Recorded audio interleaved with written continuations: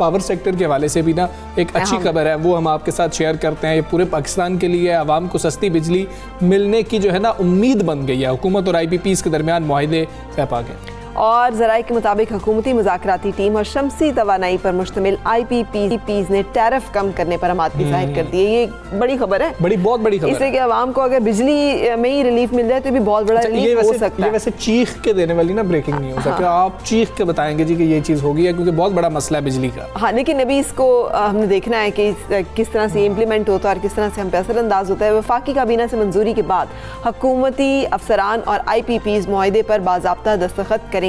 मुआहदे की रूह से हर IPP का अपना बोर्ड भी मुआहदे की मंजूरी देगा और मुआहदे से टैरिफ और आइंदा सालों में सर्कुलर डेट में कमी आएगी। और ज़रा ये भी बता रहे हैं कि दोनों फरीक मुल्क के वसीतर मफाद में कंपनी इस कॉन्ट्रैक्ट में तरमीम पर भी रजामंद हो चुके हैं। और इसी हवाले से एक और बड़ी खुशखबरी है कि शमसी तवानाई IPPs के बाद दूसरी एक चीज़ है जहाँ से हमें गन्ने के फोक वाली जो IPPs हैं वो भी टैरिफ कम करने पर राज़ी हो गई हैं। और ये काफ़ी अहम चीज़ें हैं जो हो रही हैं। और बिजली जो बार बार बढ़ जाती थी ना, कीमत बढ़ानी पड़ती थी, अब ये नहीं होगा। और फिर सर्कुलर डेट में जब कमी आएगी तो शायद हमारी बिजली सस्ती भी होगी। तो इस हवाले से हम बातचीत करेंगे माहिर मुआशी अमूर मुज़म्मिल असलम से। अस्सलाम वालेकुम मुज़म्मिल असलम साहब, गुड मॉर्निंग।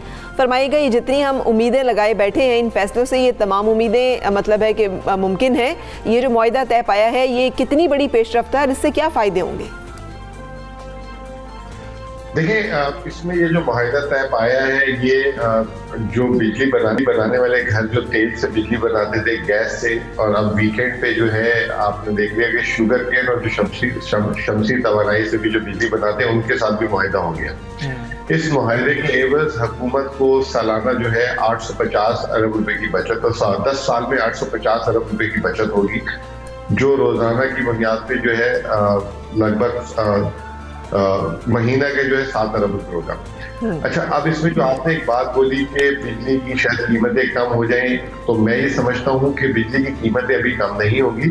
अच्छा, ये इजाफी बोझ था हुकूमत पे जो है बिजली घरों के जो मुआहदे हुए थे हमारे उनके साथ, उसकी वजह से पड़ रहा था, जिसकी वजह से जो हमारा सर्कुलर डेट जिसे गर्दिशी कर्जे कहते हैं वो 2400 अरब रुपए के करीब पहुंच गए। अब क्योंकि जब ये मुआहदा हो जाएगा तो एक हुकूमत के जो गर्दिशी कर्जे बढ़ने की रफ्तार है उसमें जो है कमी आएगी, और वो 850 अरब रुपए की जब वो बचत होगी तो वो बिलवास्ता हुकूमत जो है पहले जो गर्दिशी कर्जे के चक्कर में पावर कंपनीज को देती थी वो आवाम पे खर्च कर सकती है। तो जरूरी नहीं है कि हम देखें कि बिजली की कीमतें कम हो, बल्कि अभी हम IMF के साथ आजकल बातचीत कर रहे हैं और IMF की देरीना ख्वाहिश कह रहे हैं कि वो ये कह रही है कि बिजली की कीमत बढ़ाओ। पिछले 1 साल से वज़ीर आज़म उसको नहीं बढ़ा रहे, लेकिन शायद आप आने वाले दिनों में सुनेंगे कि बिजली की कीमत शायद थोड़ी बहुत बढ़ जाए यहाँ से। अच्छा, इसका मतलब ये है कि यहाँ से बिजली की कीमत बढ़ तो जाएगी, लेकिन ये जो मुख्तलिफ हो रही है और जो हुकूमत काम कर रही है इन चीजों पे, आगे जाते हुए जो है मजीद बिजली की कीमतें फिर नहीं बढ़ेगी। तो ये बहुत खबर है। और अब इसमें जो सबसे बड़ा मसला ये है कि इसके 3 हिस्से थे, एक IPP, एक हुकूमत के IPPs और चाइनीज जो कंपनी जिन्होंने पावर कंपनी या CPEC में लगाई हैं, अभी तक उनसे मुआहदा नहीं हुआ, वो एक बहुत बड़ा ब्रेक थ्रू होगा। और तीसरा फिर उसके बाद ये जो तरसीलात होती है बिजली की जिसे डिस्ट्रीब्यूशन कहते हैं, वहां पे बहुत ज्यादा चोरी और ये मसाइल हैं, उस पे जो है लाइन लॉसेस और डिस्ट्रीब्यूशन, जब तक उस चीज को कंट्रोल नहीं करेंगे हुकूमत इस पोजीशन में नहीं आएगी कि बिजली सस्ती कर पाए। तो अभी इसमें बहुत काम बाकी है। ये एक बहुत लंबे अरसे का जिसे कहते हैं कि इसमें खराबी थी।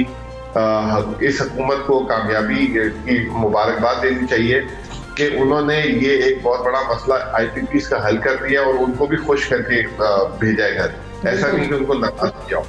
तो अब आने वाले दिनों में जो है इन चीजों पे फोकस करना होगा।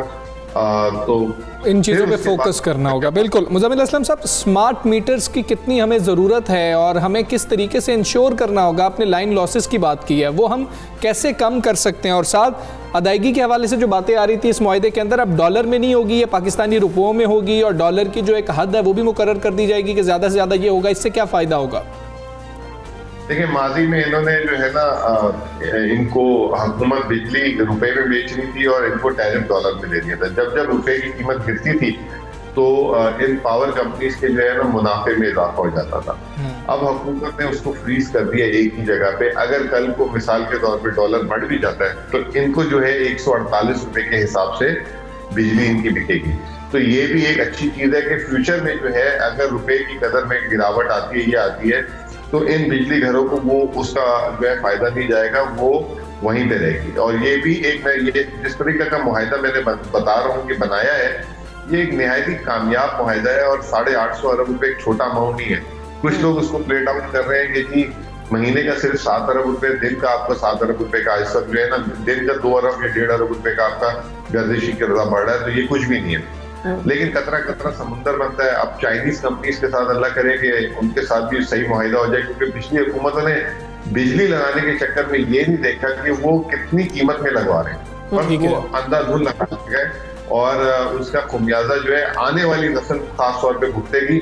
ये नस्ल तो भुगत रही है, लेकिन आने वाली नस्ल पे और ज्यादा इसका बोझ है। तो ये हमने जुल्म किया अपनी आने वाली नस्लों पर। बिल्कुल सही। ये भी बताइएगा कि आजकल तो बहुत सारी जिसे कहते हैं मुतबादिल तरीकों से भी बिजली के ऊपर लोग दुनिया काम कर रही है। पाकिस्तान में ये महंगे फर्नेस ऑयल, जैसे आप खुद कह रहे हैं, महंगे फर्नेस ऑयल से बिजली तैयार करना जो है हम कब इससे जान छुड़ा सकेंगे। अभी पिछले दिनों कल ही जो ब्रेकडाउन हुआ है बिजली का, उसके बारे में बताइएगा। जैसे आप कह रहे थे लाइन लॉसेस बहुत ज़्यादा हैं हमारा, मतलब अगर बिजली बन भी रही है तो अब सिस्टम हमारा इस काबिल नहीं है कि वो को तरसील कर सके, उसके बारे में प्रॉब्लम्स आ रही हैं। इस तरह की चीज़ों से कितना फ़र्क पड़ता है, कितनी ज़रूरत है हुकूमत को इन तमाम एरियाज़ एंड एंगल्स पे काम करने की। देखिए, अगर आप मुल्क में गाड़ी बनाने वाली कंपनीज को लाएंगे और सड़कें आप ना बनाएं और टूटी फूटी सड़कें हो तो वो उस गाड़ी का कोई फायदा नहीं है। इसी तरीके से अगर आपने पावर प्लांट बना दिया और उसका डिस्ट्रीब्यूशन का निजाम आपने नहीं साथ लगाया तो उन पावर प्लांट्स का लगाने का कोई फायदा नहीं था। अब ये है कि हुकूमत जो है इस पे काम कर रही है ताकि जो है ज्यादा से ज्यादा बिजली जो बन रही है वो जो है आवाम तक पहुंचे और सार्फिन तक पहुंचे।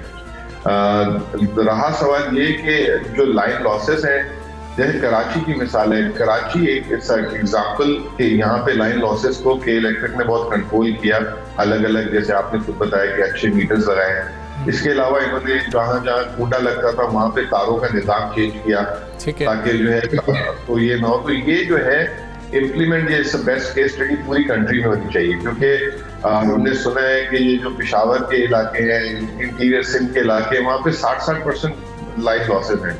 ऊपर जो है फाटा वगैरह में जो है बिजली वहाँ पे आवाम के लिए दी हुई है, उसको फ्री की हुई है, तो वहाँ पे बड़े बड़े कारखाने लगे हैं जो बहुत बिजली फ्री में इस्तेमाल हो रही है। तो ये सारे निजाम को आपको ओवरऑल देखना होगा। लेकिन अब कितनी देर हम ये बातें कई सालों से कर रहे हैं, जिसकी वजह से आज हम 2300 अरब में खड़े हो गए।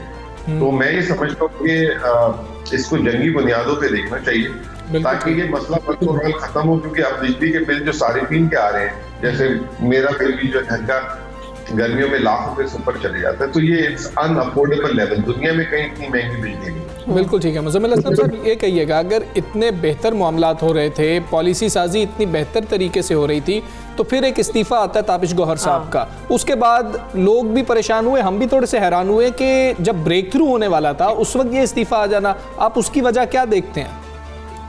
देखिए, पहली बात तो ये कि ये काम ही गलत है कि आप ऑनररी जो है लोगों को अपने जो है वो लगा लें, एडवाइजर लगा लें। ये सारे कॉर्पोरेट सेक्टर के लोग हैं, इनकी तनख्वाहें, कौन फ्री में काम करता है? फिर जब आप फ्री में काम करने जाते हैं तो फिर उसके बाद आपको जो है बातें सुनने को मिले और काम होना, तो वो वहां से निकल जाता है। तो ये जो हमारा निजाम है, एक तो ये कि गवर्नमेंट के जो पेमेंट स्ट्रक्चर्स हैं वो बहुत ही वसीला है। अब इन पेमेंट स्ट्रक्चर्स को अगर आप एक्सेप्ट करेंगे, फॉर एग्जांपल अगर आज मुझे बुलाए और मैं जाऊं इन पेमेंट स्ट्रक्चर को एक्सेप्ट करूं, इसका मतलब ये कि मेरी नीयत खराब है, मैं कहीं ना कोई बेईमानी करूंगा, रिश्वत दूंगा या इंफॉर्मेशन लीक करूंगा जिससे अपना मैं पर्सनल फायदा उठाऊं। इतने बड़े बड़े नाम वहाँ बैठे हुए हैं जिनके इतने बड़े बड़े कारोबार हैं और वो फ्री में वहाँ बैठ के काम कर रहे हैं। ऐसा नहीं होता, there is no free lunch.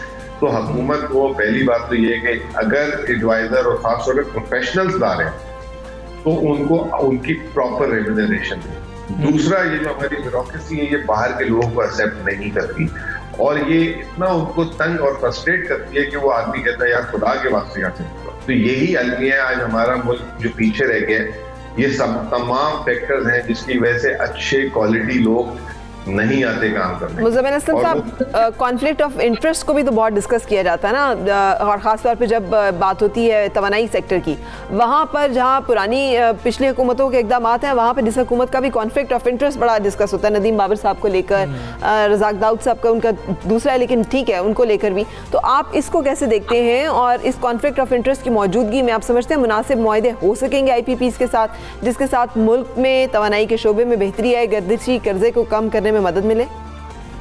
देखिए, IPP के मुआहदे में तो एक बहुत बड़ी टीम, एक नदीम बाबर की उसमें अकेले की सेम नहीं है, उसमें उमर अयूब भी हैं, उसमें वजीर आजम खुद भी हैं, प्राइम मिनिस्टर भी हैं, हमारी फौज के इदारों ने भी सुना है इसमें बैठ के नेगोशिएट कराया। फिर एक इंडिपेंडेंट जो एक टीम बनी थी, मोहम्मद अली के नीचे कमीशन बना था, वो लोग भी हैं। तो कॉन्फ्लिक्ट ऑफ इंटरेस्ट जो ये है, जो सब में हुकूमत को इस कारोबार से निकल जाना चाहिए और प्राइवेट सेक्टर को आगे लाना चाहिए, ताकि जो है ट्रांसपेरेंसी रही। जो LNG का फैसले थे, हुकूमत क्यों रोजाना खरीदारी के डिसीजन लेती है, प्राइवेट सेक्टर को दे दे, प्राइवेट सेक्टर मंगाए उसको, ताकि वो जो है बेहतर से बेहतर जो है हमारे मुल्क में जो है कीमत कंपेटिटिवनेस आए। तो जब हुकूमत अपने हाथ में फैसले रखेगी तेल की कीमतें बढ़ाने की, चीनी की कीमत की, वीट सपोर्ट प्राइस, ये वो, तो ये कॉन्फ्लिक्ट ऑफ इंटरेस्ट किसी न किसी शक्ल में आ जाएगा। गवर्नमेंट को आप इन्वॉल्व बिजनेस से ना करें, उसको निकाल दें, उसको सिर्फ रेगुलेटर बनाएं। जो डिसीजन है कितनी सप्लाई देनी है, क्या कीमत है, लेट द मार्केट डिसाइड। बिल्कुल ठीक है, गवर्नमेंट को रेगुलेटर होना चाहिए। मुज़म्मिल असलम साहब, बहुत शुक्रिया आपका, सुबह सवेरे से आप बात कर रहे थे, और ये एक अच्छी खबर है कि मामला हल हो जाएगा। लोग तो अब बड़े परेशान हो गए, गर्मियों के अंदर इतने इतने बिल आ जाते हैं, और पंखे भी सोच के चलाते हैं, AC चलाना तो अब जो है बहुत बड़ी लग्जरी हो गई। जबकि पाकिस्तान के बारे में बात की जाती है कि ब्लेस्ड है, हमारे पास एक इतनी लंबी कोस्टल लाइन है, हमारे पास इतना अच्छा सूरज है, हमारे पास एक गन्ने के फोक समेत बहुत सारे ऐसे और मुतबादिल ज़राए हैं जिनसे बिजली बनाई जा सकती है। लेकिन इन तमाम इक़दामात को लेने के लिए दुरुस्त सम्त में फ़ैसला साजी की ज़रूरत है और फिर उस पर अमल दरामद की। बिल्कुल जी, एक ब्रेक ले लेते हैं, ब्रेक के बाद आपसे फिर मिलते हैं।